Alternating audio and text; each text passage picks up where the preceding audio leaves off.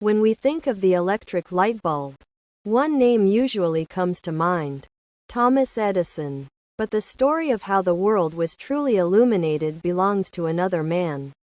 A man born to parents who had escaped slavery. A man who taught himself drafting. And a man whose brilliant mind made electric light practical for everyone. His name was Lewis Howard Latimer. Lewis Latimer was born in Chelsea, Massachusetts, in 1848, just 6 years before his birth. His parents, George and Rebecca Latimer, made a daring escape from slavery in Virginia. They fled to Boston, but their freedom was fragile. George was arrested under the Fugitive Slave Act, sparking a massive abolitionist movement. Figures like Frederick Douglass and William Lloyd Garrison rallied to his defense. And eventually, George's freedom was purchased. Growing up in this environment of struggle and resilience, young Lewis learned the value of hard work. He helped his father in his barber shop and hung wallpaper at night.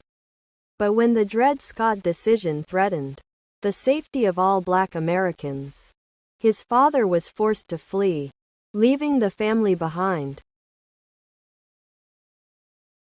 In 1864, at just 16 years old, Lewis enlisted in the United States Navy to fight in the Civil War.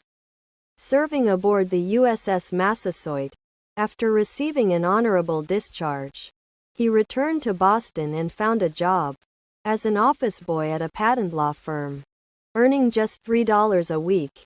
Lewis watched the draftsmen closely.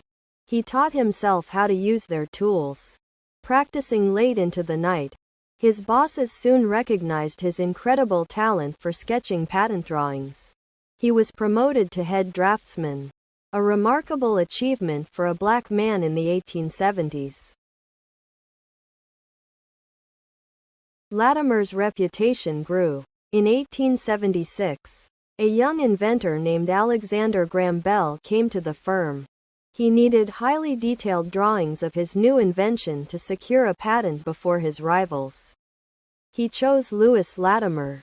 Latimer worked late into the night, drafting the blueprints that would secure the patent for the telephone.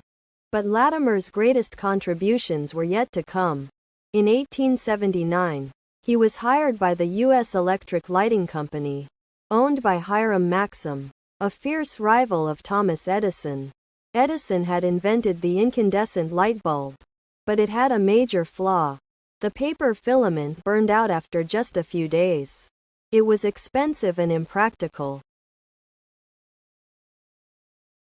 Latimer set out to solve this problem. In 1881 and 1882, he patented a new method for manufacturing carbon filaments by encasing the filament in a cardboard envelope during the baking process. He made it significantly more durable and much cheaper to produce. Lewis Latimer had taken Edison's invention and made it practical for the everyday home and city streets. His brilliance could not be ignored. In 1884, Thomas Edison himself invited Latimer to join his company. Latimer became an expert witness in patent litigation, wrote the first book on electric lighting, and supervised the installation of public electric lights in New York, Philadelphia, Montreal, and London. He was the only African American member of the prestigious Edison Pioneers. Latimer was a true Renaissance man. He invented an early air conditioner, a safety elevator, and an improved railroad toilet. He played the flute, wrote poetry, and was a passionate advocate for civil rights. Lewis Howard Latimer died in 1928, but his legacy surrounds us every day. Every time we turn on a light, we are experiencing the brilliance of a man who overcame impossible odds to illuminate the world. He was not just an inventor.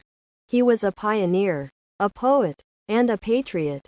His story is the story of American ingenuity at its finest.